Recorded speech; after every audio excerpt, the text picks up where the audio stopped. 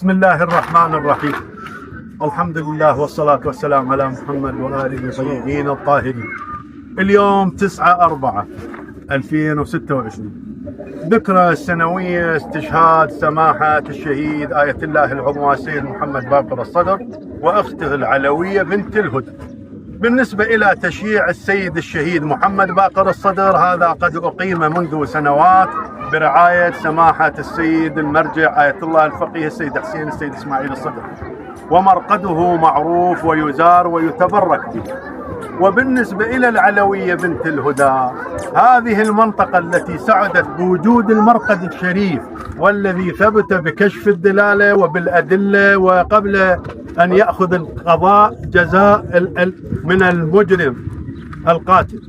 فاليوم أول يوم يبدأ هذا النعش الشريف التشييع من ناحية الوحدة، والتي سوف يكون اسمها مستقبلا كما اقترحت محافظة بغداد ناحية العلوية بنت الهدى. اللهم صل على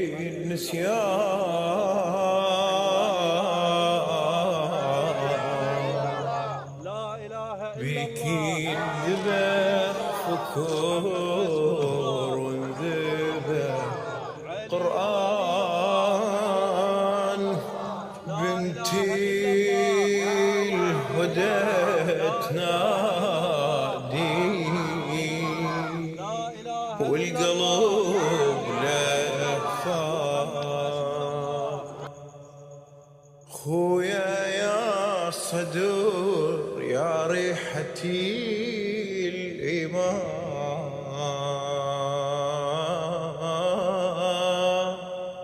جوهم بالغدور والدار محنية، وخذوها الطاهرة بغيرة العلوية، خذوها الطاهرة بغيرة العلوية. ما هزتها المنايا ولا العبودية،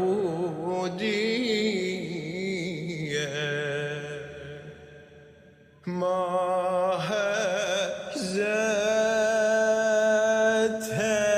المنايا ولا العبودية، وقفت والشهادة تصيح حرية، وقفت والشهادة تصيح حرية،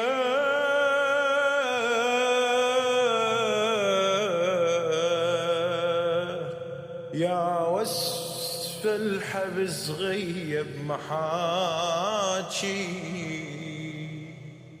يا وصف الحبس غيب محاكيك، ويا وصف الظلوم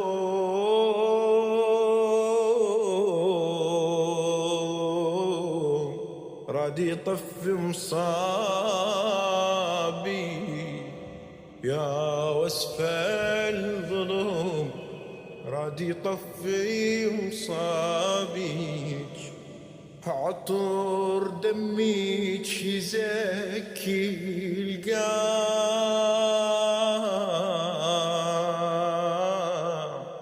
وينادي،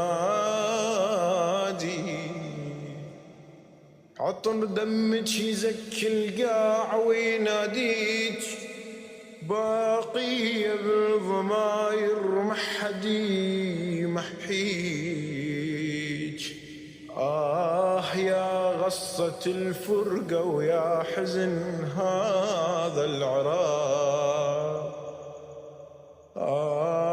يا غصة الفرقة ويا حزن هذا العراق، من دمك صبختي صفحة الأشواق، ويا شهيد المحراب صرت حي،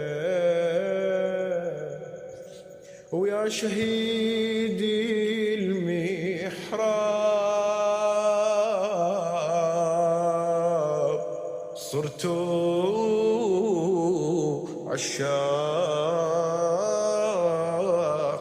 عشاق الجنان وهل درب براق، عشاق الجنان وهل درب براق.